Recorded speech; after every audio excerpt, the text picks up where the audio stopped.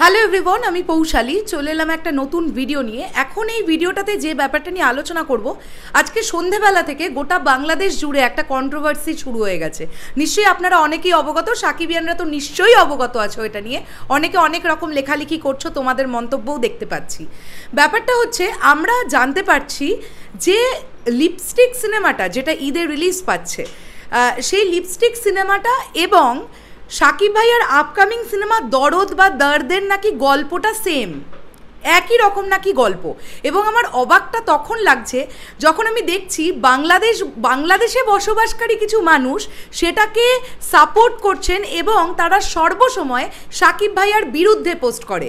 আমি জানি না শাকিব ভাইয়ার সঙ্গে ব্যক্তিগতভাবে তাদের বা তার কোনো আক্রোশ আছে কিনা, আমি এই ভিডিওতে কোনো নাম নেব না, বাট একটা সময় উনি আমাকেও পোকিং করা শুরু করেছিলেন, বাট ধোপে টিকতে পারেননি। কেননা আমি যাকে নিয়ে ভিডিও তৈরি করে তাকে আমি ভালোবেসে ভিডিও তৈরি করি, ওটা উনি ফিল করেছেন, আই হোপ সো। তো খারাপ লাগে তখনই যে দরদ নিয়ে একটা নেগেটিভ কথা আমরা শুনতে পাচ্ছি এবং ওটাকে উনি হাইলাইট করছেন। একটা নয়, দুটো নয়, ইতিমধ্যে বোধহয় 4-5খানা পোস্ট করে ফেলেছেন ওনার পেজের তরফ থেকে বা প্রোফাইলের তরফ থেকে। এখন কথাটা হচ্ছে, আমরা সবাই এটা নিয়ে অবগত এবং এটা বিভিন্ন প্রযোজকদেরও এটা অবগত থাকার কথা যে ঈদে যখন শাকিব খানের সিনেমা আসছে তাহলে বাকি সিনেমাগুলো সেই অর্থে হল পাবে না। হ্যাঁ, যদি 4 থেকে 5টা সিনেমা রিলিজ পেত তাহলেও একটা হল পাওয়ার সম্ভাবনা থাকতো, কিন্তু যখন আমরা দেখতে পাচ্ছি সিনেমার সংখ্যা 12 থেকে 13টা, তখন কে কাকে ছেড়ে কোন সিনেমাটাকে হল দেবে? যেখানে 120টা প্লাস হলে মানে অবশ্যই করে রাজকুমারী চলছে, বাকি আর থাকছে কটা হল মালিকেরা কি করবে এতগুলো সিনেমা নিয়ে? তারাও নাজেহাল হয়ে যাচ্ছে। সিনেপ্লেক্সে আমরা যদি দেখি বা আমরা যদি লায়ন সিনেমাসের কথা দেখি তাহলে আমরা দেখতে পেয়েছি গুটি কয়েকটা সিনেমা, ঈদের কয়েকটা সিনেমা সেখানে শো পেয়েছে। আমি কিছুক্ষণ আগে আদর আজাদের একটি ইন্টারভিউ দেখছিলাম, তোমরা নিশ্চয়ই জানবে লিপস্টিক সিনেমার হিরো উনি এবং প্রডিউসারও উনি। আমি গোটা ভিডিওটা দেখলাম এবং সেখানে আমরা দেখলাম শাহরিয়ার নাজিম জয় তিনি কিন্তু ইন্টারভিউটা নিচ্ছেন এবং সেখানে আমরা দেখলাম আদর আজাদ বেশ কিছু কথা বলতে বলতে কাইন্ড অফ ইমোশনাল হয়ে যাচ্ছেন। তিনি বলছেন যে আমি আমার সমস্ত ইনকাম, সমস্ত ইনভেস্টমেন্ট এই ছবিতে করে দিয়েছি, ইনফ্যাক্ট আমার মায়ের থেকেও আমি টাকা নিয়ে এই ছবিতে ইনভেস্ট করেছি। কিছু পলিটিক্যাল দল, কিছু টাকার ক্ষমতা, এইগুলোর জন্য উনি শো পাচ্ছেন না, তো উনি কি করবেন এখন? ওনার খুব বেহাল একটা অবস্থা, উনি এরকম একটা সিচুয়েশনে উনি ভিডিওটি করেছেন।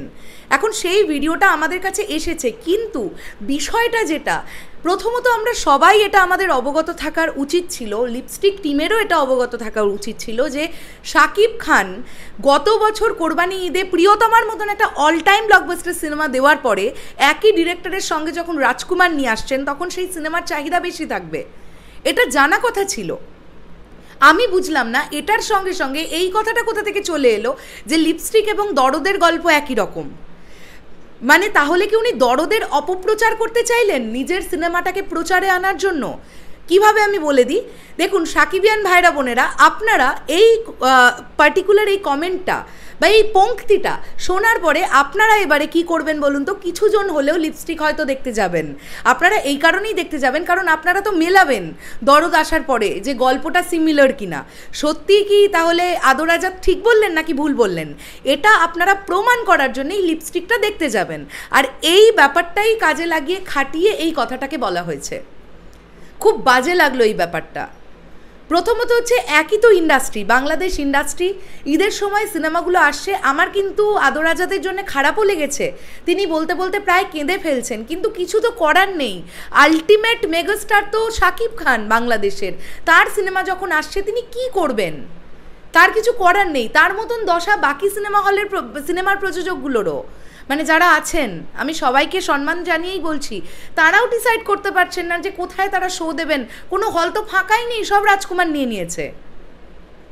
কিন্তু তার মানে তো এটা নয় যে আপনি বলবেন দরদের গল্প আর আপনার সিনেমার গল্পটা একই রকম। যদি সেটা হয়ও আপনি কেন বলবেন? আর একটা কথা আমাদের মাথায় রাখতে হবে, ডিরেক্টর অনন্য মামুন কি বলেছিলেন আপনাদের মনে আছে তো, যে দরদের গল্প যদি কোথাও থেকে কপি আপনারা বের করতে পারেন সে 1 কোটি টাকা পুরস্কার পাবে।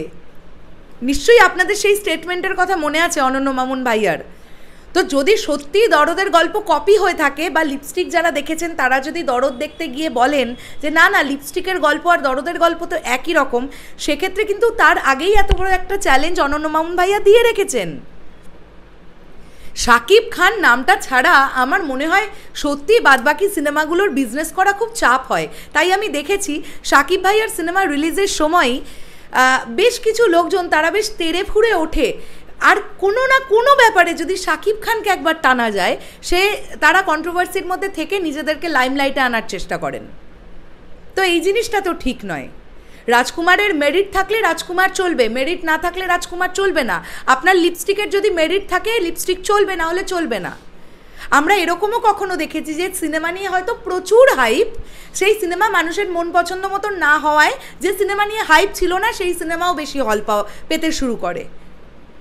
হ্যাঁ, তো সেটার জন্য অপেক্ষা করুন। আপনার যদি কন্টেন্টের মধ্যে আপনার দম আছে এটা মনে হয়ে থাকে, আপনি বারবারই বলছেন যে তাহলে কি ভালো কন্টেন্ট মানুষ দেখতে পারবে না?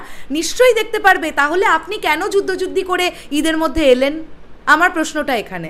আপনি তো জানতেন এরকম একটা সিনারিওই তৈরি হবে, তাহলে কেন আপনি এত ভালো একটা কন্টেন্ট নিয়ে ঈদের মধ্যে এলেন?